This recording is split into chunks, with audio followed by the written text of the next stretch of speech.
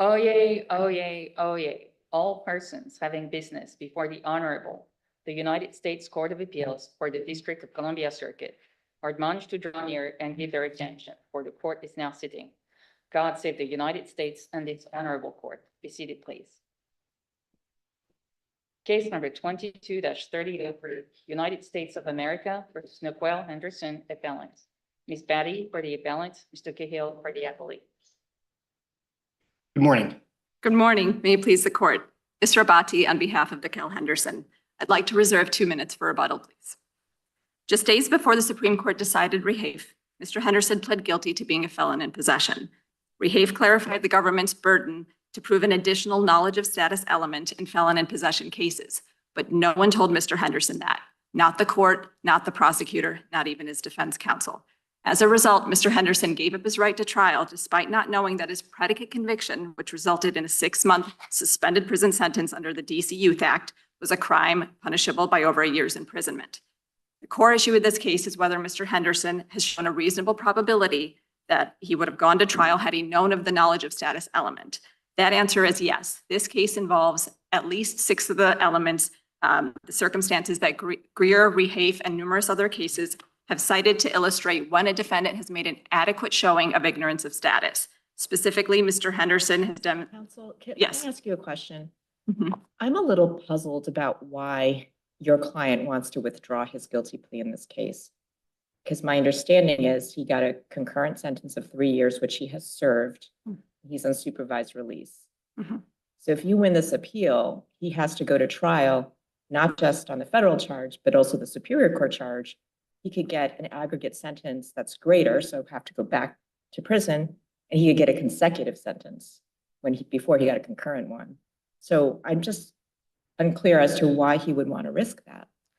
Correct, Your Honor. He would have to go and go to trial in both cases. That is correct. Your Honor, Mr. Henderson wants to go to trial. He's absolutely clear about that. He wants he wants to put the government to its burden.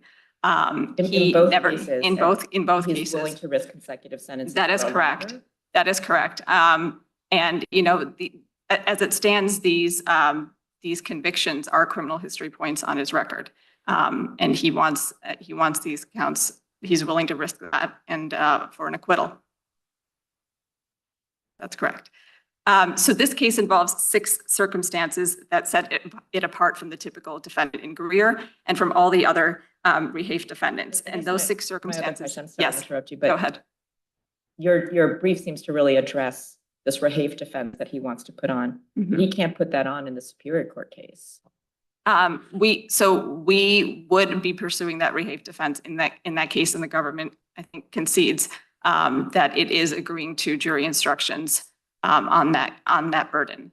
But the Superior Court offense is the one that has a mandatory 3-year minimum. That's correct. Which they didn't file papers on. He kind of lucked out in this case, and they could now file those papers. Right. And he doesn't have this additional defense that you want to pursue in the federal case. So it just seems to me that that is a factor in us considering whether he actually would have wanted to withdraw that plea and go to trial, knowing about Rehafe. He would still have to go to trial without a Rehafe defense on the Superior Court charge, which has a mandatory minimum. Right. And should that be a factor that the court is considering? I mean, that would be a reason to kick this back for an evidentiary hearing if there were questions as to whether Mr. Henderson would in fact want to take that risk. That's not what the district court found, however. But he didn't want to take that risk when he accepted the plea offer, because when there was no Rehafe defense. Right, because there was no, exactly. Right, but he wanted to plead guilty, which seems to indicate that he didn't think he had, I guess, any other kind of defense, such as, for example, I didn't possess the gun. That was not something he wanted to pursue. Right. And now there's this Rehafe issue, but he still can't pursue that in the Superior Court charge. Right. He thinks he can pursue that in the DC Superior Court as well, and he is willing to do that. He's willing to. USCA hasn't adopted Rehafe. That's correct. And Atkins, it did not expressly adapt that, and it said it was willing to, It hasn't hold that as a Rehafe. No, it has not explicitly done that, but it hasn't not adapted it either. As the government shows in its brief, the government is agreeing to jury instructions encompassing that burden. So Mr. Henderson is very clear that he would like to go to trial.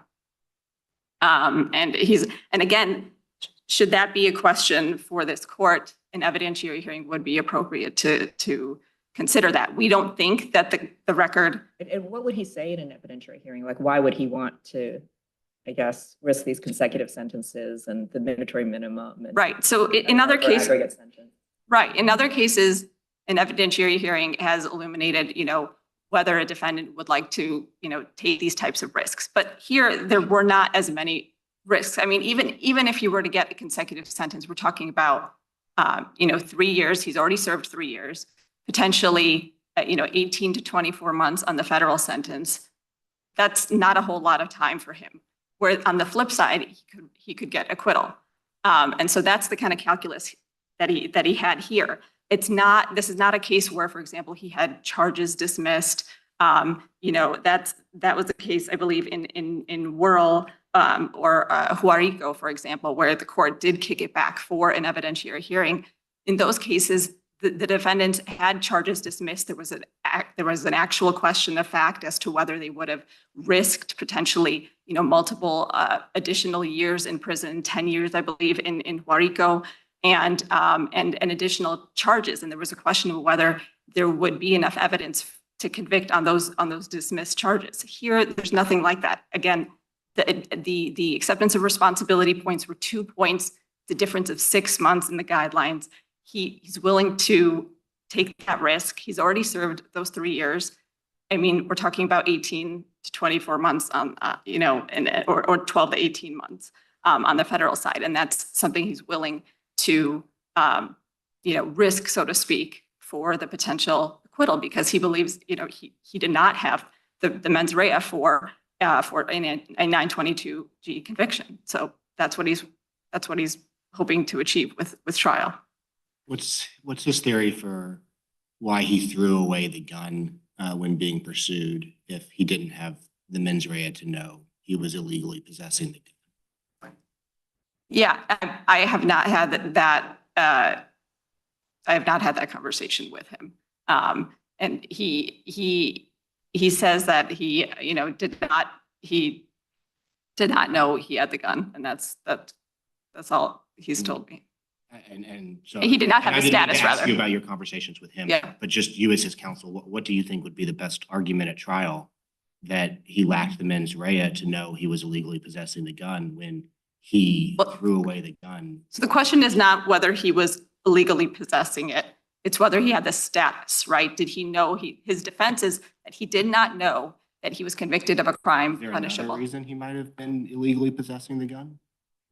Well, again, the rehafe defense is whether he knew he was of the status, that he was convicted of a crime punishable by over a year's imprisonment. And that is his defense. I understand that. And yeah. It is possible that maybe he was violating 2 laws by possessing this gun, and he was not aware of the felon in possession violation. He was aware of some other crime he was violating. Right. That's the only scenario I can think of where where it would make sense that he threw the gun away absent the mens rea knowledge that he was a felon in possession. I mean, there's all sorts of reasons why he may have thrown the gun away. Like what? He thought he wasn't supposed to have a gun, generally speaking, right? In general, or I thought I committed a crime. I don't want to be apprehended by the police, throw the gun away. We see this all the time. It was evidence of a crime I don't know. Crime? I don't know. But the point is here, the defense that he's going to put on is the rehafe defense. And which is, absence of mens rea. And my next question is, it's not your fault that the facts are the facts are. So I don't mean it to be a hostile question. Mm-hmm. But he, I think, was arrested for being a felon in possession twice before this federal arrest. Do you have a number in mind of how many times someone would have to be arrested as a felon in possession before they knew they were a felon? I think you have to look at the facts as a whole here, right? So here, we do Let's not say he just was have the arrested- exit. Let's say he was arrested 20 times for being a felon in possession. Do Right. you think at that point, he would have no good defense that he didn't know he was a felon? Sure, I think, What about 19? sure, What sure. about 10? I think that's very plausible. 5? Here we have two, one of which was dismissed. We also have Mr. Henderson, who is 18 years old, had diagnosed learning disabilities, had a Youth Act sentence, walked away at sentencing with not a day to spend in prison, a 6-month prison On that sentence, point, let me and a year interrupt. probation. Yes. I understand the facts, and I Yeah, appreciate yeah. your vigorous advocacy in light of the facts. I noticed the learning disability. I also noticed that he had been admitted to college. Certainly, lots of people excel in college, overcoming learning disabilities. So they're obviously not Sure. in conflict. But to the extent that this is in the record, can you give us a sense of, how easily he understands things that most people understand? Right. And the district court here called these learning disabilities severe, said they impacted his high school as well as his everyday life. That's in the record. The PSR notes 2 IEPs that were from 2005 and 2010. And they both indicate that he has some type of, seems like dyslexia. He has difficulty processing written information and also processing oral information. So it seems like these learning disabilities, and it also says that he needed specialized instruction 20 to 60% of the time. And that's from the IEP. That's what we have in the record. So again, clearly these learning disabilities impacted, again, this is what the district court said, his everyday life, and made it very hard. And those are the district court's words. So certainly there's at least reasonable doubt that he did not understand, did not have the knowledge, did not take away that he was convicted of a crime punishable by over a year simply by reading, the plea documents or listening the to the. court, when he entered his plea, Right, had a colloquy with him where correct, the judge told him what the maximum was. correct. And it was striking to me that in this plea colloquy, the judge said, "You look confused. Are you confused about that?" And he said, "No." Right, I'll just note, even though it's not on the record, that judge was Neil Kravitz, right, who I appeared before as a USCA and who was my colleague when I was in Superior Court. That is a very careful judge when he does his plea Yeah. hearings. And I mean, it's not on the record, but Judge Kravitz was satisfied that he was not confused. right. I mean, so I think just as plausibly as, you could read that as evidence of knowledge, you could easily read that as evidence of confusion when in light of the fact that he was, again, 18 years old at the time, first adult conviction. We know that his attorney was seeking Youth Act treatment. And, again, he had these learning disabilities. But I guess When what I'm he- asking you about yeah. is the transcript in which Yeah, he's told what the maximum is. correct. Judge Kravitz says, "Oh, you look confused. Are you confused?" He says, "No." Right. And And then again, Judge Kravitz moves on. right, Judge Kravitz. That seems to be a very clear statement by him that he understood the I mean, I would maximum submit- sentence, which was Yeah. 3 years, which is more than one. Right. And I would submit that simple answer, no, might just as plausibly be No doesn't mean considered no. to be, I don't, I'm scared, I'm 18, I'm in this setting. I don't want to say I'm confused. But if you read, again, consider the circumstances taken together, the statement, "You look confused," is also pretty profound. The fact that Judge Kravitz noted that Mr. Henderson was confused and then And asked proceeded. him about it, and he said, "No, I'm." Right, exactly. But then did not proceed to further, for example, explain, re-explain the sentence in layman's terms again. And you said Judge Kravitz is a very careful judge. Clearly he is. I mean, we can see that in the sentencing transcript where he went out of his way to discuss rehabilitation. The entire sentencing transcript was about Youth Act treatment. And even if Mr. Henderson was somehow, had the knowledge at the plea colloquy, question is whether he had the knowledge at the time of the offense. And certainly by the time he walked out of sentencing with I guess to sentence- take a step back from this. Yeah. You would propose to argue to a jury that no doesn't mean no in the context of this plea. I mean, And we- that's what I guess in terms of what we're trying to do here is try to figure out if he really would have wanted to take this to trial. But your argument is you wanted to go before a jury and say, although he was charged twice by being a felon in possession, a person having a conviction that carries more than a year's punishment, if that's what he's charged with twice. And then when he was actually pleading guilty to the felony, he was asked, are you confused about this maximum sentence? He said no. And you want to take this to a jury and ask them to find that he didn't understand he was a felon? So here, our task is reasonable probability of reasonable doubt. That colloquy is one example, one circumstance among, like I said, 6 or 7 that Greer, Rehafe, and other cases have found to be an adequate showing of ignorance of status. That colloquy it at least shows that he was confused at one point. Even if somehow he wasn't confused when he came out of that colloquy, by the time he left sentencing with an actual sentence. I think that colloquy says he looked confused. He was asked if he was confused and he said no. Exactly. I don't think that colloquy shows that he actually was confused because he said he wasn't confused. I mean, you could plausibly think that, and a reasonable juror could also plausibly think, you know, an 18-year-old kid with learning disabilities whose attorney has been talking about Youth Act treatment, who's already received a juvenile adjudication, knows what that is, first time in the adult system, says he's not confused, maybe because he's scared, and, you know, the judge doesn't further explain it. But even if you thought that he did have that knowledge, by the time he left sentencing with a sentence that was 6 months suspended, a year of probation, and never had to serve a day, it's at least plausible that he did not have the knowledge when he walked out of sentencing. And then, you know, 3 years pass, and we have this offense. Again, plausibility, a plausible Rehafe defense. That's what we have to show. If we were to agree with you, do you think that it would be rare for a defendant to succeed with a Rehafe defense, you know, post, you know, imagine that the conviction and sentencing happened before Rehafe, and then it's either appealed or it's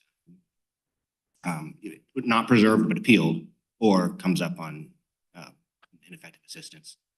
Do you think that, in other words, if your client were to win, do you think it would be rare that clients win?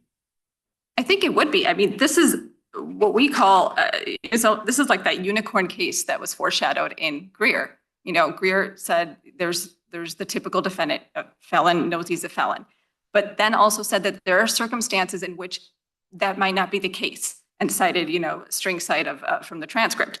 This case has 6 or 7 of those circumstances. In this case, this is that, again, that unicorn case, that rare case that was foreshadowed in Greer. And again, you know, we have actual confusion. We have his local DC youth juvenile offender status conviction, limited cognitive abilities. He's 18 years old at the time. He never sentenced to a year in prison, served no time on that original offense. And then we have 3 years that elapsed. I mean, that's why we said this case is on all fours with Guzman. None of the cases that the government cites from Reynoso, Wallace, Payne, Guardado, none of them have any mitigating circumstances like this. And they all have previous convictions. Thank you. I appreciate that. But just before you leave, make Yes. sure, Judge Pan, any more questions? Yeah. And Judge Rogers, if No, you have, I'm okay. Okay. thank you very much, Judge. Thank you. Thank you.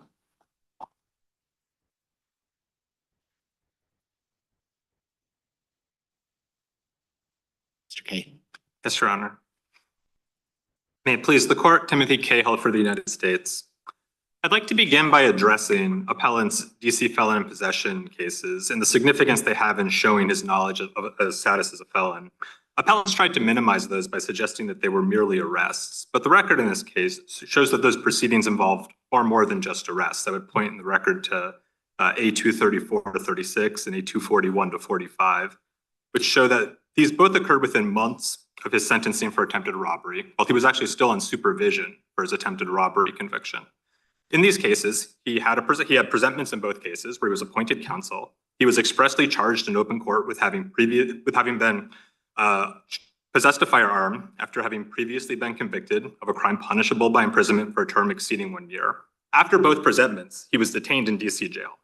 He had preliminary hearings in both of those cases, represented by counsel, where he had an opportunity to challenge whether there was probable cause that he was a felon in possession in those cases. During those proceedings, he did not challenge his felon status, and after one of the hearings, he was placed on high-intensity supervision. After one, he was detained in DC jail. He was arraigned, he had bond review hearings, he had numerous status hearings, including 5 status hearings that occurred while he was being held in DC jail on a probation revocation. During the course of those proceedings, his counsel challenged his bond conditions, sought numerous continuances to engage in plea negotiations about whether he might plead guilty to being a felon in possession. Never once challenged the premise of these charges, which is that he was a felon.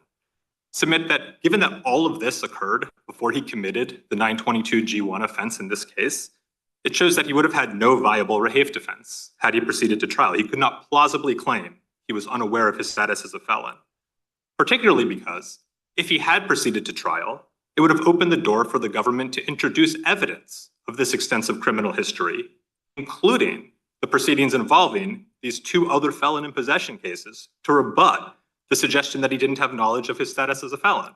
He would have been going to trial on a felon in possession charge, where the government would have been free to introduce evidence of 2 other commissions of being a felon in possession. Do you know if the government agreed with the federal district court sentence here? Or did the district court give a lighter sentence than the government recommended?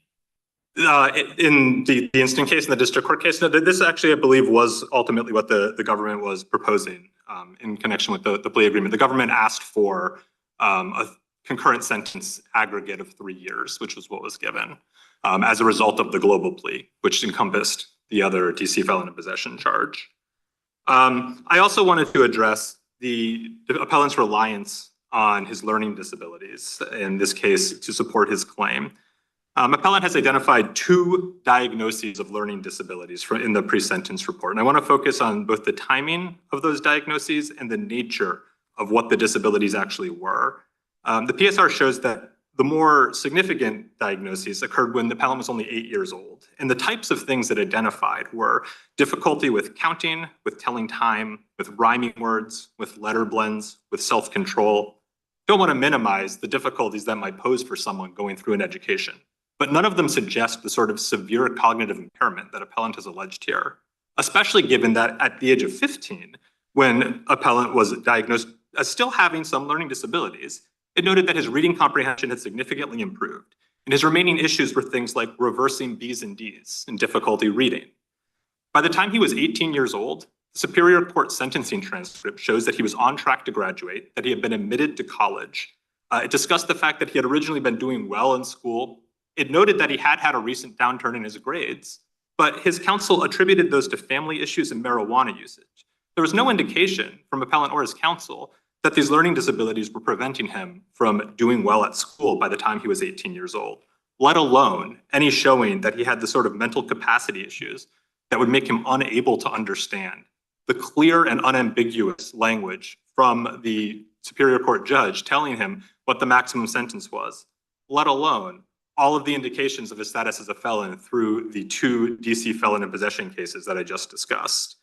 I would note that this is a far cry from the World case in the Ninth Circuit that appellant relies on, where the court did find there was a plausible rehafe defense, where the appellant had presented medical evidence that he had was, quote, irreversible brain damage, with specific evidence that was causing him to have major memory lapses, combined with the contemporaneous evidence that he had been willing to go to trial and had in fact rejected a plea.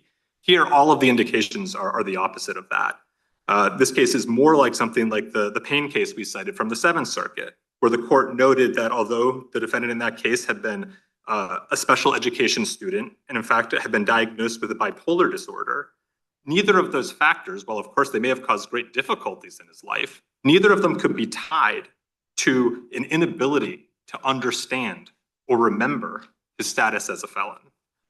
Particularly in this case, again, when the record shows that there were repeated reminders, even after the exchange that was discussed during appellant's argument about the Judge Kravitz asking him if there was anything about the maximum possible sentence he was not aware of or was confused about. And he said, no, that wasn't the end of the matter. I mean, later in that same plea hearing, The judge again reiterated that he was being convicted of what was a felony offense in the District of Columbia. At the sentencing hearing, there was again a reminder that the maximum sentence, even under the DC guidelines, let alone the statutory maximum, but even under the DC guidelines, that the sentence could have been up to 24 months of incarceration.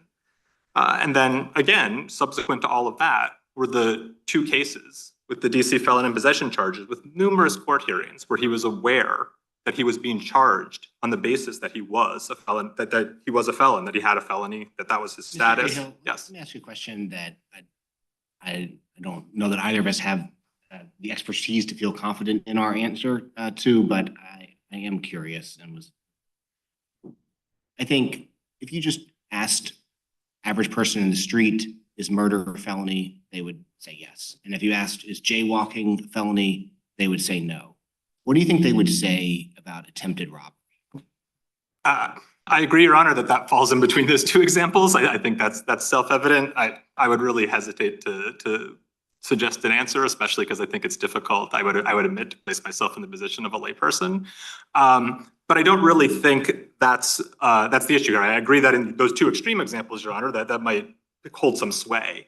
But I think the key point here, and as I think the First Circuit mentioned in, don't have right in front of me the name of the case, but I think it was in Guardado. Yes, in the Guardado case, the First Circuit actually discussed whether or not there was something peculiar in the state law crimes at issue in that case, where the state law used different terminology about felonies, misdemeanors, or even other terms that were not necessarily consistent with the federal definitions of those terms. And they emphasized there that the terminology actually isn't even what's the key.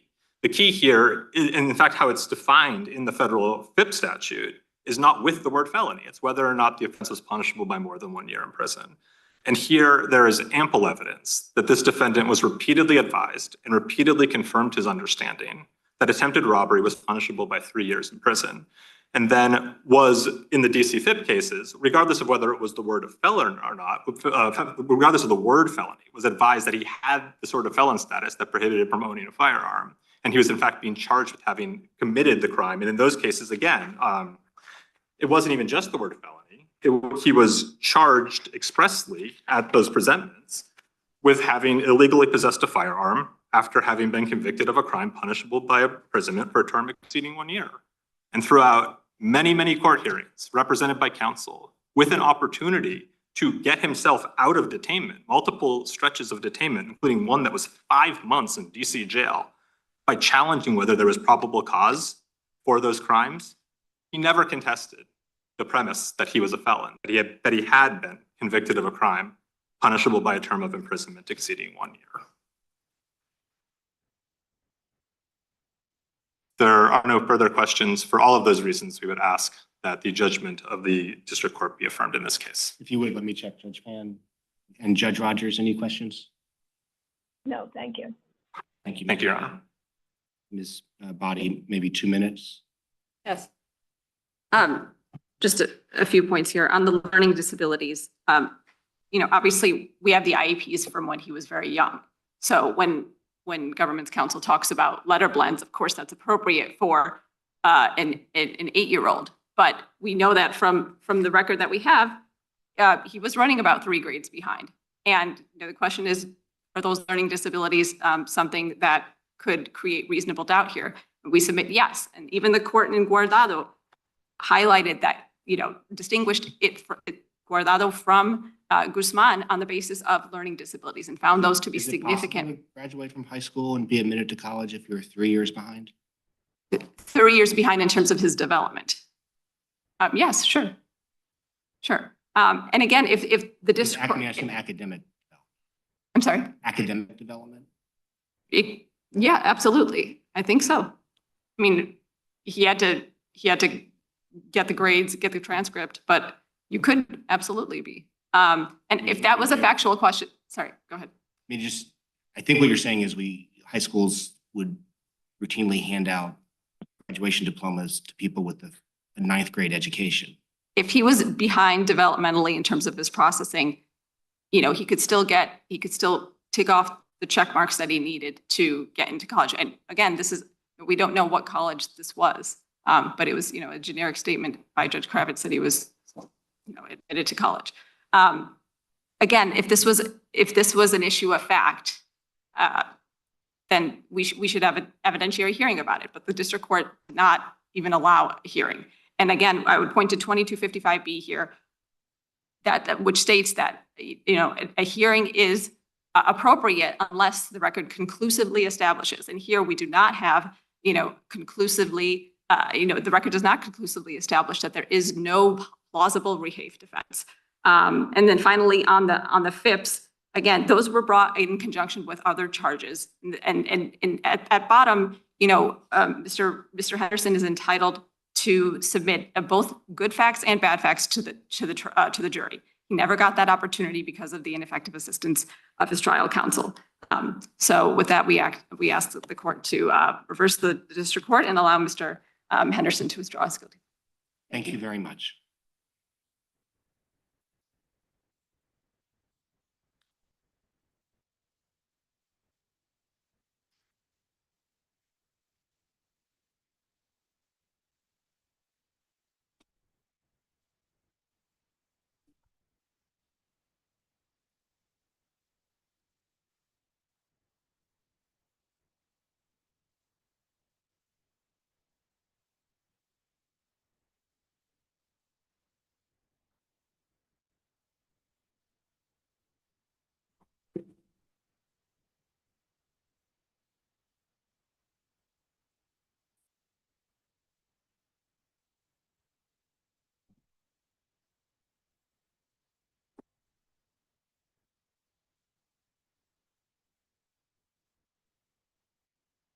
Case number 23-5189, Puente et al. Appellants versus United States Army Corps of Engineers et al.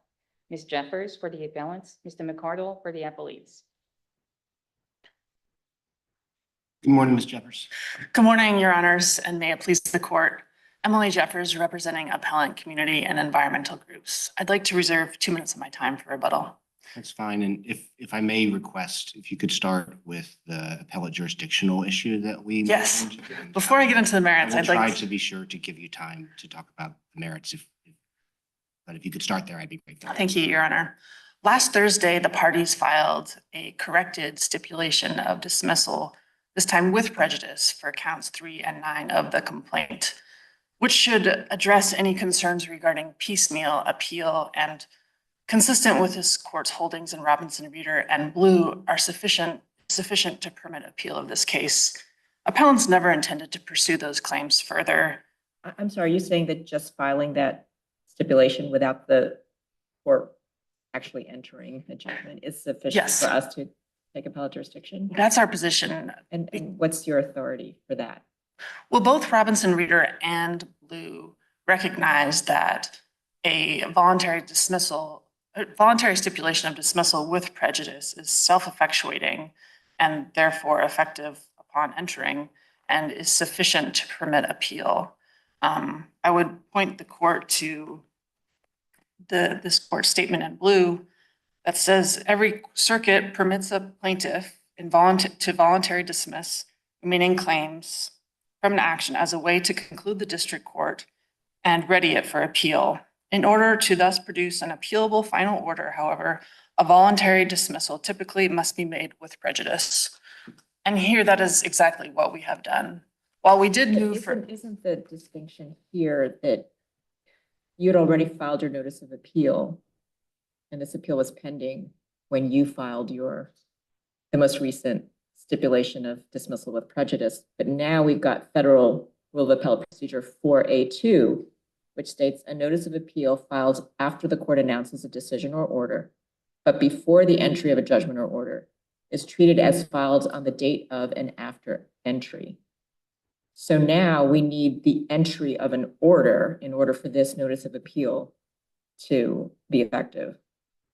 And the trial court has not ruled on your stipulation, so we don't have the entry of the order. Correct, Your Honor. So it seems to me as we sit here today, we don't have appellate jurisdiction. But if the court ruled on your stipulation and entered an order, then the notice of appeal would be deemed as of the date the court entered that order, and then we would have appellate jurisdiction. Yes, I Why is that understand. not correct? I understand what you're saying, Your Honor, but it's our position that the appeal, the time frame dictated by Federal Rule of Civil Procedure 4 or Appellate Procedure 4 would go back to our motion to appeal the case from the corrected stipulation of dismissal, not necessarily the order, a final What's your judgment. authority for that? Because the wording of the Rule 4 is the entry of the judgment or order. Well, Your Honor, there's nothing else to do in this case that No, I understand the practical considerations. I just think that we're bound by the rule, which says that it's treated as filed on the date of and after the entry. So it seems that your stipulation with prejudice would have to be ruled upon. The court would have to enter the judgment dismissing with prejudice. Then we would have appellate jurisdiction. Well, there's, according to the precedent of this court in Robinson Reader and in Blue, a voluntary dismissal, stipulation of dismissal with prejudice is sufficient to render. But that's before you file the notice of appeal. Once you file the notice of appeal, we have to contend with Rule 4, don't we? It's our position that Counsel, are you familiar Yes. with this court's circuit precedent about appeals ripening? When a notice of appeal is filed and it's premature, and then something else happens and it ripens? no, Judge Not- Rogers. Notwithstanding the text that Judge Pan just cited. No, Judge Rogers, I'm not familiar with the cases or the case law that you're referring to. But it's our position that because this case is final, there's nothing left for the district court to do. And pursuant to federal law, appellate jurisdiction is limited to review of final decisions. And here everything is finalized as a result of the stipulation and of the motion for summary judgment. And furthermore, I mean, I'd like to note that we did file the stipulation as well as move for entry of final judgment, but we did not. We moved for entry of final judgment as a, we did not think it was necessary, but we thought, you know, as a, just to be safe, better to be safe than sorry. But I think the stipulation of voluntary dismissal with prejudice is sufficient for this court to have jurisdiction. Can I ask you this? If we think that we need to have a court entering the judgment before we have jurisdiction, and now we're in a situation apparently where the district court is unsure that it has jurisdiction. Right, so who has jurisdiction? To enter this final judgment, is it easier for us just to dismiss this appeal, let the district court do what it needs to do, and then isn't that cleaner? And then you can just come back after that issue is resolved. I suppose it's cleaner, but I don't think it's necessary. And because the dredging in this project, in this case, begins in less than a week, I think in the interest of judicial efficiency, we should resolve the case at this level. I'm sorry. But my final Not thought on that was just, Counsel, go ahead, Judge Rogers. Judge Pan's question was framed as, wouldn't it be cleaner? And my question is, from whose perspective? I mean, Exactly. there are all kinds of filing fees, there are all kinds of docket entries, et cetera. So another way of doing it cleanly, if this court were to hold that we actually need an action by the district court judge, would be to wait and see what he does. He's scheduled it for the end of the month, be argued. I mean, that's another way of looking at it if we think that's necessary. And of course, you know, the argument we'll hear, I'm sure, is that, well, the two cases everybody's citing, Robinson Reader and Blue, well, it's just dictum. But I must say, in Robinson Reader, it's very strong dictum. Here's how to do it, counsel. Yes, exactly. Robinson Reader lays out, you know, here are three options for appellants, and one of them is to secure dismissal of the claim with prejudice, which we have done here. And I'd also like to note very briefly that in any event, claims 3 and 9 were forfeited because we did not bring a motion for partial summary judgment at the district court level. We brought a motion for summary judgment and chose not to brief those claims, therefore forfeiting them. And when the court issued its order asking for action on those claims that we did not address, we submitted a stipulation of dismissal, which in any event was likely unnecessary because they're already forfeited. We cannot bring them. And not only are they forfeited, they're also moot because the claims were regarding supplementation of VIPA, which has already happened, and reinitiation under the ESA, which has already begun. I recognize that Robinson, Reeder, and Blue have awfully strong dicta that says a joint stipulation to dismiss remaining claims with prejudice will ready a case for appeal. But they were just dicta. And Rule 41A1A, when it talks about a stipulation of dismissal signed by all parties, it talks about dismissing an action. And for that matter, A2, which is where the plaintiff requests a court order to dismiss, that also refers to an action. Yes. The action is all 9 claims.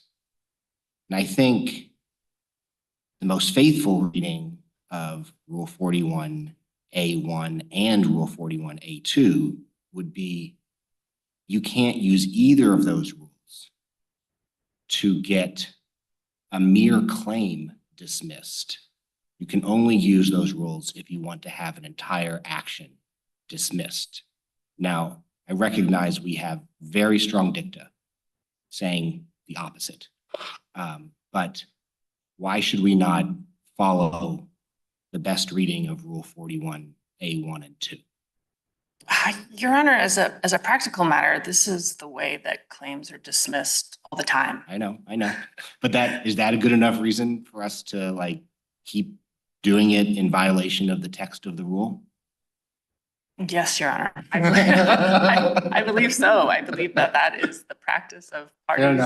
And that's what the court has recognized. Even if it's dicta, it's just so common that it's recognized as a way of dismissing a claim properly. I told you I would give you some time to talk about the merits. Okay. Please do if you'd like. Thank you, Your Honor. The project in this case will dredge 2.2 million cubic yards of material from the bottom of San Juan Bay, Puerto Rico. Already. Yes. Has the dredging started? No, the trenching, as far as we know, is set to begin in 5 days on January 30th. And how long do you think it'll last? About a year. All right, please continue. So 2.2 million cubic yards is approximately 150,000 dump trucks. And one of the primary purposes of this dredging project is to enable large liquefied natural gas tankers, LNG tankers, to access the port. Defendants here fail to adequately consider the environmental impacts of the project. I'd like to focus my time on this morning on 2 issues. First, the Army Corps' failure to consider the impacts of LNG development in its NEPA analysis. And second, the Fisheries Service's inadequate evaluation of impacts to threaten corals under the Endangered Species Act. First, it is undisputed that the Corps knew the dredging project would enable large LNG tankers to access the port and would result in the development of LNG infrastructure. The Corps specifically identified the need to provide LNG tankers access to San Juan Bay as a primary purpose of the project. Can you tell me where in the record it says that that was a primary purpose of the project? Because from my reading, that was not the purpose of the project. Congress said, let's look at feasibility of providing navigation improvements on the harbor to increase security, safety, and efficiency. There's a 2016 review plan. It describes the purposes to determine the feasibility of widening and deepening San Juan Harbor in order to improve navigational efficiency of the harbor. And then finally, there's an integrated feasibility report. The purpose is to reduce or eliminate transportation cost inefficiencies for the petroleum product tankers and large cruise ships transiting the federal channels, the ships that are already using the harbor. Yes. So where in the record does it say that the purpose of this project At is to allow LNG? At JA 95 and 96 in the purpose and needs statement of the environmental assessment, it specifically identifies providing LNG tankers access to San Juan Bay as one of the primary purposes of the project. Was that a purpose of the where, I'm sorry, 95 and 95, 96, that's in the purpose and need statement of the environmental assessment. And really throughout the environmental assessment are references to the need to provide LNG tankers access to the harbor. For example, at JA 191, But that's not liquid natural gas, because there had already been tankers accessing the harbor. there had been diesel tankers accessing the harbor, but LNG tankers are This doesn't say LNG tankers. This is at 95, the point. 96. I'm looking at it now. I believe at the top of 96. It specifically says LNG tankers. Yeah, it will allow liquid natural, gas tankers, but that doesn't mean that's the purpose of the project, is it? Well, it's in the purpose and needs statement of the project, the need to provide these tankers access to the harbor.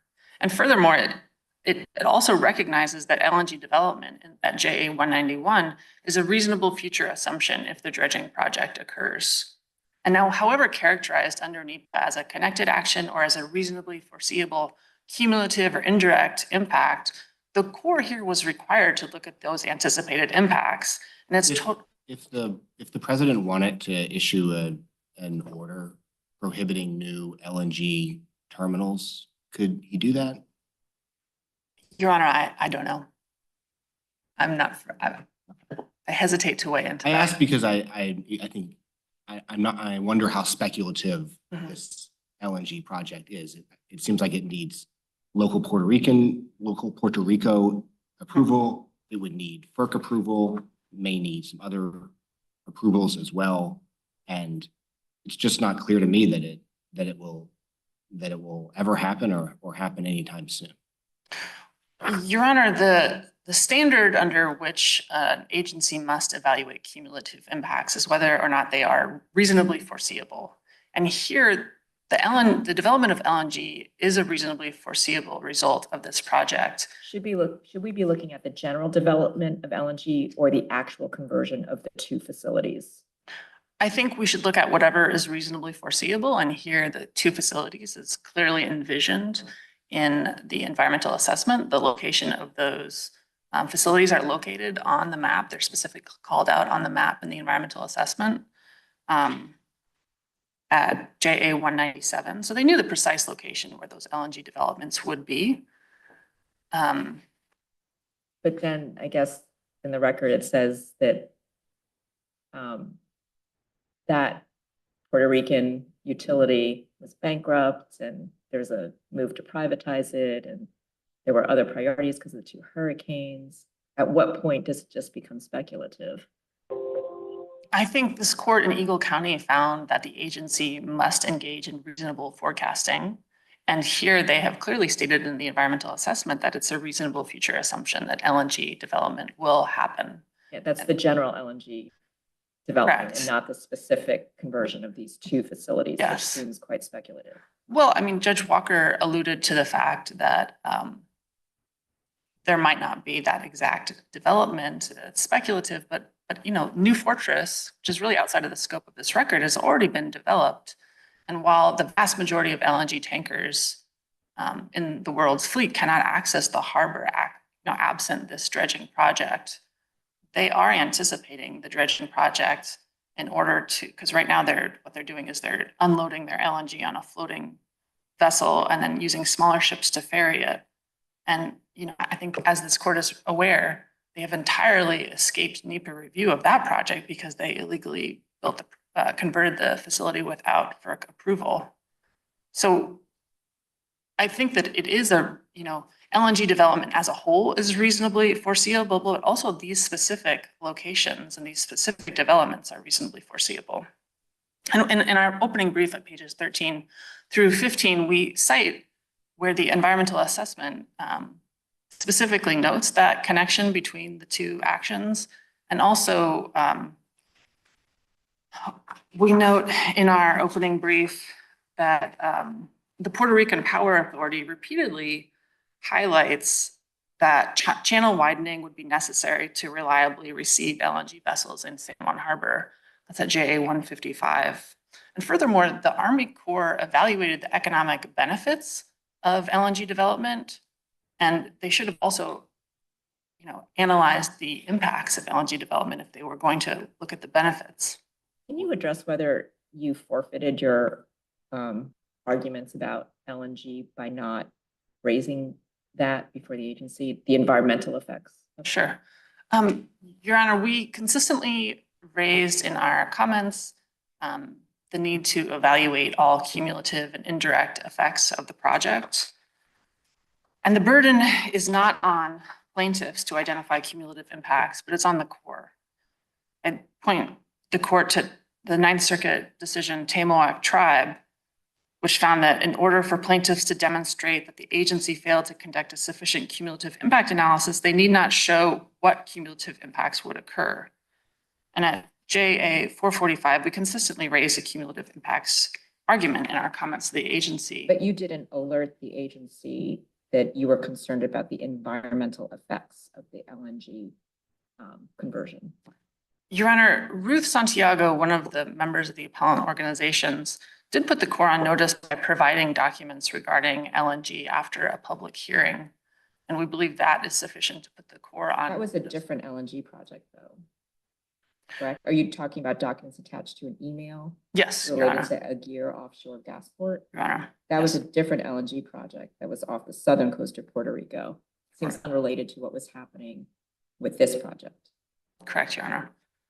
Well, I would point the court to the Supreme Court's opinion in Public Citizen, which said that a NEPA document's flaws might be so obvious that there is no need for a commentator to point them out specifically in order to preserve its ability to challenge proposed action. And Is that here, what you're relying on, that this was obvious?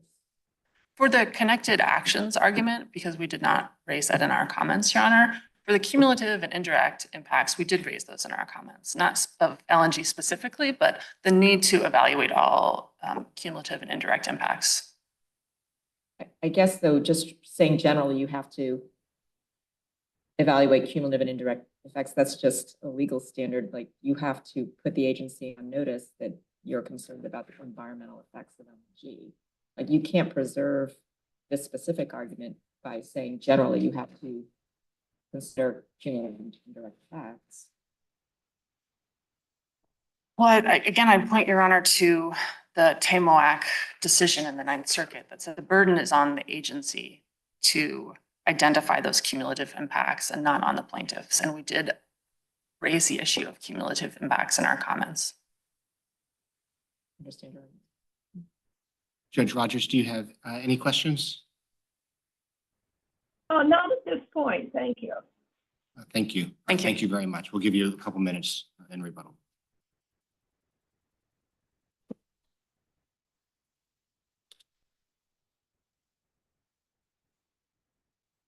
Morning, Mr. McCardle. Good morning, Kevin McCardle on behalf of the federal appellees, and may it please the court. Starting with the jurisdictional issue, we're in a situation where if the corrected joint stipulation doesn't suffice to address the court's jurisdictional concerns, plaintiff's notice of appeal would certainly ripen under Rule 4A2 and this court's precedent upon entry of final judgment. And I direct the court's attention in particular to Capital Sprinkler Inspection v. Guest Services 620 F3rd 217 and the Outlaw case cited there. So the parties promptly took steps to secure the entry of final judgment. And consistent with the policies under Rule 4A2, we propose that if the court believes that there's any doubt about whether the joint stipulation, the corrected stip, solves the issue, the court should just defer consideration of the merits until the district court rules on the joint motion. Now, there may be some issues under Rule 41, as Judge Walker suggested, but I don't think that there are, because there was only 2 remaining claims after the summary judgment ruling, and the stipulation dismissed the entirety of the remainder of the action. Well, it would dismiss the remainder of the action, which seems to me very different than dismissing the action. Well, it's not a situation where the parties are trying to just get portion dismissed while the rest proceeds. Right? I just to put my cards on the table, I have mixed feelings about the theory that I floated with your opposing counsel. Because on the one hand, I think it's probably what the text of Rule 41 requires. And I do think it's not as impractical as it sounds, because I think in all these cases where parties are doing a joint stipulation of dismissal, whether without prejudice or with prejudice, in the hopes of readying the remainder of the case for an appeal, they have several other options that are not in violation of the text of the rule. One would be an amended complaint. One would be for the district court under 41B to issue an order for failure to prosecute. Then that order could be consistent with a motion from the defendant that's unopposed by the plaintiff. The plaintiff has abandoned the remaining claims. Judge Nichols here asked for a status report.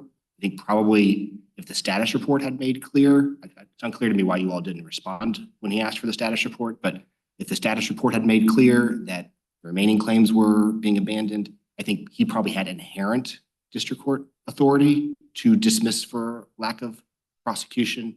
And then I also think probably under Rule 54B, you could have just asked him to certify that the 7 claims where he had ruled on summary judgment were good for appeal, should be appealed. I think all those are just about as practical as what often happens, which is just a joint stipulation to dismiss the remaining claims. They're all consistent with the rules of federal procedure, and it seems like what often happens is not consistent with the rules of civil procedure, because Rule 41A refers to dismissing an action, not dismissing claims within an action. Now, having said that, here's why I'm on the fence. Yes, we've been doing it this way for a really long time, and there's strong dicta saying that it's okay. So I'm not saying, I'm not saying who's right, which side of this is right, but I welcome your thoughts in helping me think through this. Well, I agree that there are other options, but they're still on the table.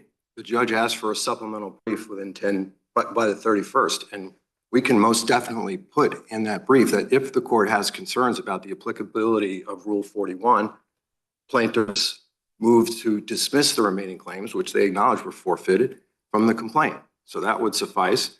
And the parties could also stipulate to the entry of summary judgment on those claims, because as counsel pointed out, that was the intent. The parties moved, they filed cross motions for summary judgment.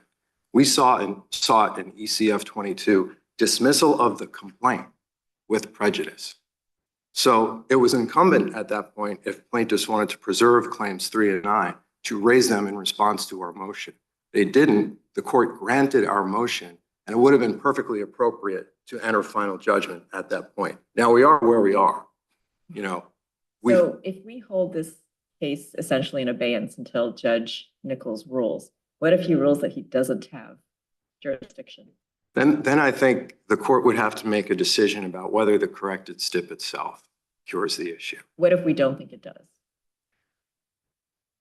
If you don't think it does, if you think the entry of judgment is required and he doesn't enter judgment, I think you could potentially retain the case but issue a limited remand for him to enter judgment, or you'd have to dismiss the appeal. There is one point I want to raise, though. I mean, we agree that it's not entirely clear whether, under Robinson-Reeder, whether a stipulation of dismissal with prejudice at this point would trigger the applicability of Rule 4A2, but that's not the only potential avenue, as I think Judge Rogers was alluding to. There's also the doctrine of cumulative finality, and there's an issue outstanding about whether that doctrine survives the amendment of Rule 4A2 in 1979, or whether it can supplement Rule 4A2. Now, I will say, Cumulative finality has not been briefed, and I hesitate to suggest we order more briefing when Judge Nichols has ordered more briefing on jurisdiction, but that hasn't been briefed, and so I'm just not. well, none of these jurisdictional issues. What would happen if this happened? We dismiss for lack of appellate jurisdiction. And among the things that you do in the district court in response to Judge Nichols' order is under Rule 41B, you move to dismiss the 2 remaining claims. Presumably, presumably El Puente would not oppose that. And then Judge Nichols issues an order under Rule 41B, not Rule 41A, because Rule 41A refers to an action. Rule 41B refers to the action or any claim. So then under Rule 41B, Judge Nichols dismisses the remaining claims. And then you have that's appealable to us. There are definitely options but I guess the point is, I don't think dismissal of the appeal would be consistent with the purpose of Rule 41A. You know, as the Supreme Court said in the first tier case, the purpose is that the technical defect of prematurity should not be allowed to extinguish an otherwise proper appeal. And that's what we would have once the court enters judgment. I mean, that's all that's outstanding and left to be done. There's no risk here of piecemeal appeals. There's no good policy reason to dismiss. And all that would engender is additional time and commitment of resources. And I know nobody briefed cumulative finality, but I think the court should be aware of it. And the Fourth Circuit, at least, relied on that doctrine in holding that a stipulation entered by the parties was sufficient after notice of appeal was filed to achieve finality, and that's 912 F. 3rd 154. And although this court hasn't squarely addressed the interplay between Rule 4A2 and cumulative finality, it has applied that doctrine to find finality in slightly different circumstances. And that's in the Building Industry Association versus Norton, 247 F. 3rd 1241. So I think another reason not to dismiss is I think the court would have to address whether the corrected stipulation suffices either under Rule 4A2 or under cumulative finality before dismissing. And we can avoid that simply by waiting for the judge to enter judgment, even if it means in our supplemental brief, we have to propose other options than Rule 41. So that seems to us to be the avenue that's most consistent with the policies underlying Rule 4A2 and with notions of judicial economy and with the intent of the parties when they cross-moved for summary judgment. Unless my colleagues have further questions on this issue, perhaps you could turn to the merits. Sure. On the issues of whether the Corps adequately considered the environmental impacts of LNG, that issue was forfeited because the plaintiffs didn't raise it during the administrative process, either in their comments during the scoping period or in their comments on the EA. And the case law is clear. It's a general principle of administrative law that a party has to, and this is from the Center for Sustainable Economy case cited in the briefing, party has to raise an issue with sufficient precision, clarity, and emphasis to give the agency a fair opportunity to address it in order to preserve that issue for judicial review. And that clearly didn't happen here, either in plaintiff's comments or in Ruth Santiago's statements at the public hearing, which had nothing to do with LNG, or in the bulk submission of materials related to another facility on the south side of Puerto Rico. It certainly wasn't so obvious that the Corps should be doing a comprehensive analysis of an LNG project that it was not proposing to approve. So that doctrine, even if it applies at all in the DC circuit, doesn't apply in this case. Well, let me ask you, in an EPA case that went to the Supreme Court, where Justice Ginsburg wrote the opinion for the court, this circuit had cited its own precedent about sufficient specificity. And basically the Supreme Court said, yes, that is our principle, but everybody knew what was going on, and that's not a basis for saying that there was a forfeiture here. And the Corps did look at the LNG issue in a number of different ways, the economic benefits, et cetera. So it's not as though the challenge here, or is it, such a surprise either to the Corps or the government. given that this project is not being developed for tourism and local commerce, and indeed, in response to Judge Pan's question, counsel for appellant cited some statements of purposes. What's your response there? Yes, Judge Rogers, certainly at the onset, one of the objectives of this project was to facilitate the ability of large standard LNG tankers to reach this terminal that the authority, the Puerto Rico Electric Power Authority, was envisioning. But that's not the end of the story. As time went on, it became unclear if the authority had the wherewithal and the means to pursue this plan, which would involve construction of a $350 million terminal and require both FERC's and local approval. And so the Corps specifically analyzed that issue in light of the uncertainty and said, look, we need to look at whether this project is going to be justified under either scenario, because we don't know, and it's uncertain if Puerto Rico is going to go forward with it. And they looked at that and said, this project is fully justified either way because of the transportation cost savings that would ensue, and because it will address longstanding navigational constraints in San Juan Harbor and facilitate the safe and efficient transit of petroleum tankers, cruise ships, and other vessels.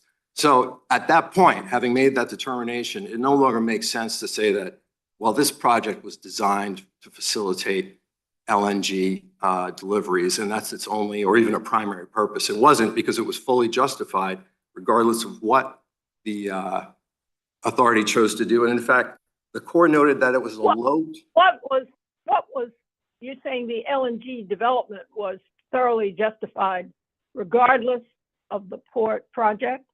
No. The port project was reversed. Yes, the port project was completely justified regardless of what the authority did regarding LNG. And in fact, the Corps described the authority's plan as a low consequence item from federal planning perspective. And that's at JA 191 and 286. So having said that, it doesn't make sense to state that this was actually a central purpose or a primary reason for this project. This project was fully justified economically and practically based on the transportation cost savings alone and the efficiencies and increase in navigability. LNG projects are, at this point, 2024, highly controversial. Is that fair to say? It seems to be the case. Seems to be the case. And there are, as I understand it, just to give one example, there's a proposed LNG terminal in Louisiana. There's been a lot of coverage of a lot of strong, vigorous environmental voices urging the Biden administration to not allow that to go forward. And as I understand it, I think one of the petitioners in this case is among them. And it seems that, maybe that movement will succeed and maybe that movement will not succeed. The very uncertainty of whether that LNG terminal, which is much farther along in its proposal than the possible LNG terminal in the harbor in our case, the very fact that it, may be canceled, and maybe all LNG terminals will be, canceled for climate reasons, just suggests that it's very speculative whether this Puerto Rico terminal is ever going to get built. Well, it was speculative in 2018 when the Corps did its analysis for the reasons that were alluded to, the authority's bankruptcy, the hurricane issues, the cost, the fact that it was behind schedule, the fact that a private partner necessary to help fund and build the project hadn't been identified, the fact that there was no conceptual design, the fact that an application hadn't been submitted to FERC, and that it would take 3 years from the submission of an application to get approval. So yes, and then now it's even more uncertain. If you look at, there's a letter that we cited in our brief that plaintiff submitted to the Corps in 2022 in connection with the development of the supplemental environmental assessment. That's JA 1161 through 66. And they go on to state that there's no need for additional LNG and that the Puerto Rico Energy Bureau hasn't approved the authority's plans to pursue additional infrastructure in the San Juan area. And of course, there's another facility out there now that doesn't require any dredging. That's applied to FERC for approval to continue its current operations, which don't need dredging. And that facility is not even in a position to accept deliveries from standard LNG tankers because it doesn't have any storage capacity, which was an issue in the FERC proceeding cited in our brief, the decision there. So yes, it was uncertain in 2018, and it's even more uncertain now 5 years later. And for that reason as well, the purported environmental effects of constructing and operating this terminal weren't reasonably foreseeable at the time. And I think that follows most emphatically from the Theodore Roosevelt case cited in our briefing. There, the court said, even though the agency had prepared notices of intent under NEPA to prepare an EIS for other actions requiring federal approval, that in and of itself didn't render the effects of those actions reasonably foreseeable because it was just a notice of intent and there wasn't a concrete proposal associated with it. Here, we didn't even have anything close to a notice of intent. So since reasonable foreseeability is an element of both cumulative impacts and indirect effects under NEPA, on that basis alone, the effects of whatever the authority may construct hypothetically down the road are not indirect effects or cumulative effects of the dredging project. Thanks, Mr. McCardle. Let me double check your question. Judge Rogers, any remaining questions? Yeah, I have a question. And I gather your last answer just indicates why not raising it was a wise decision before the Corps back in 2018. But in any event, moving along, the challenges to the failure in the cumulative impacts analysis, that what our cases have required is far more than was done here, where the Corps simply listed products but didn't say how it examined them and what, processes it used, what tests, etc. What's your response there? Well, I would point again to Theodore Roosevelt, and where that case said that the effects of a project that required federal approval and that was only the subject of a notice of intent to prepare an EIS don't qualify as reasonably foreseeable as required under the definition of cumulative impacts. And that logic applies equally here. Or acknowledged that certain resources would be affected. So we're beyond the Theodore Roosevelt case. And the question is, the Corps says here are the resources that would be affected, but we don't think there's going to be any significant impact. Well, the problem we pointed out in previous cases is, well, how did you reach that decision?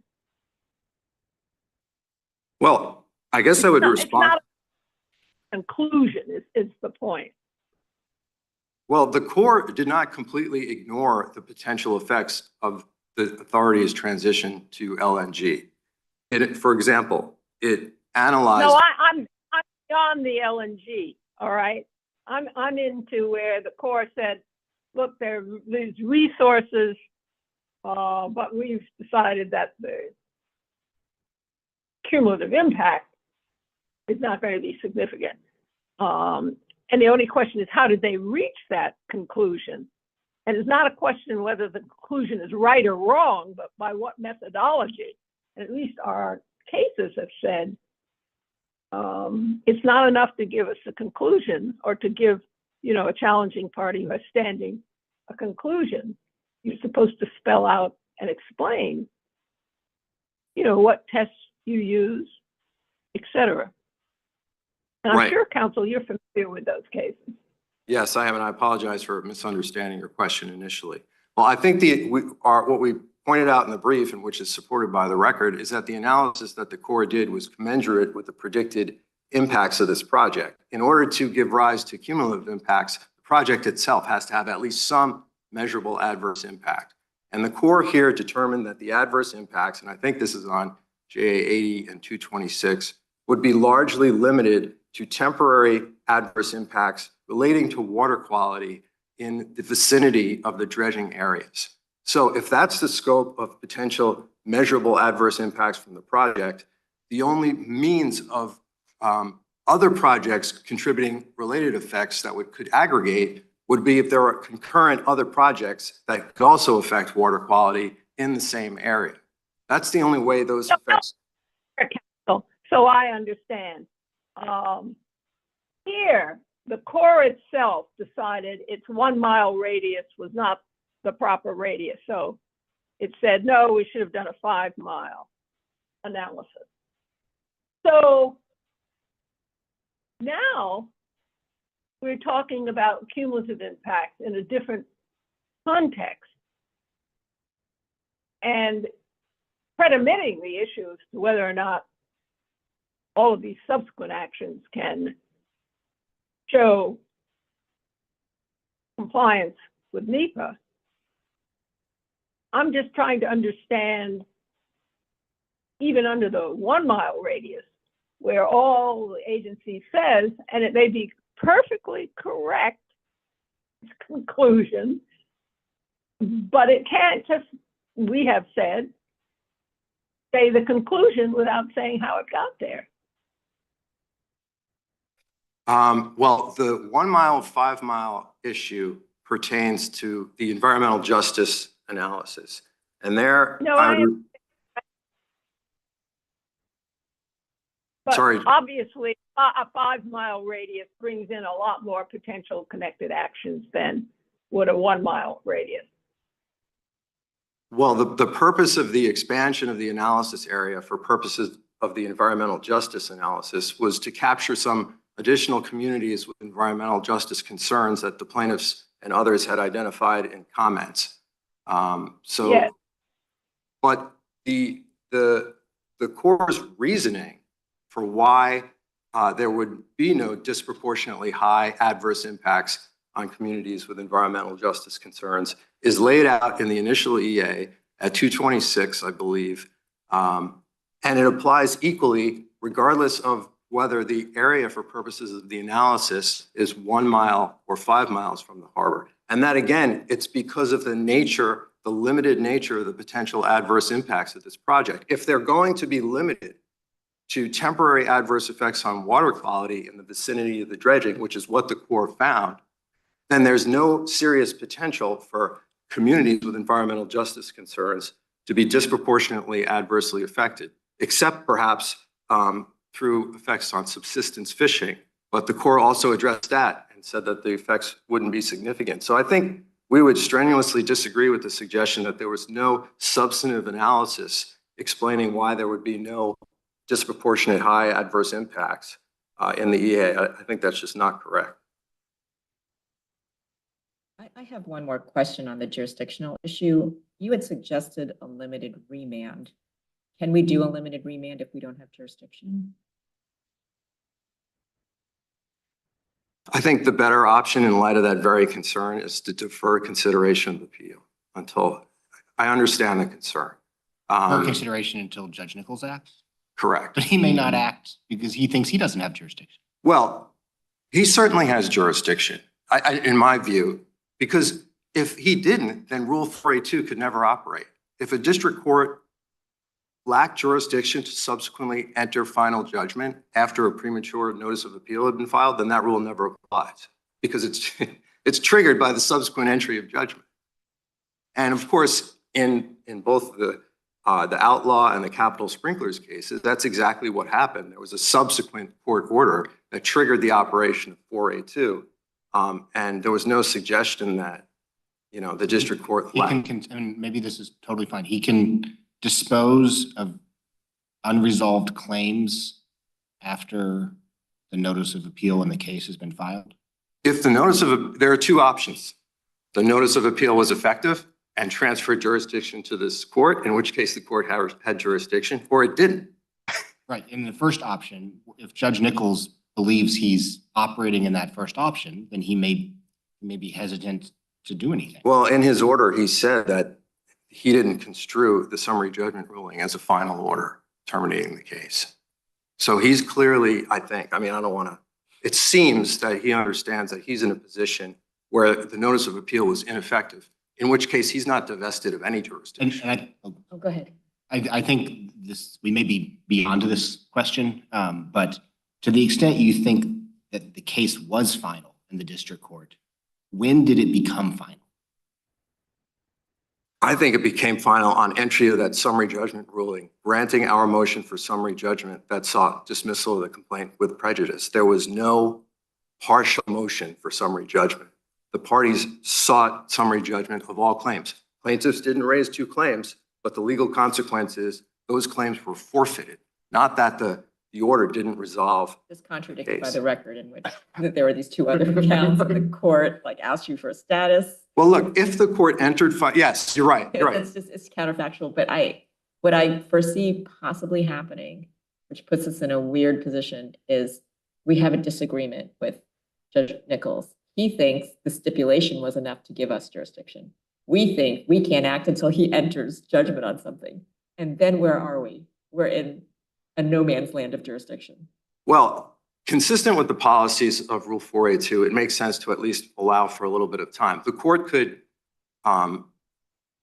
issue a minute order or an order stating that it was deferring ruling until a particular date to give the judge a chance to act. And then if he doesn't act, the court does what it needs to do. But at least in that instance, we'd provide an opportunity for Rule 4A2 to apply. Do you think that Counsel, you may be aware of cases, and I think they basically involve some attorney fee cases where this court did issue an order of a limited remand for purposes of perfecting jurisdiction. Are you familiar with those cases? I'm And familiar. so it was a remand. So the district court said, well, an appeal has been filed, so I am divested of jurisdiction.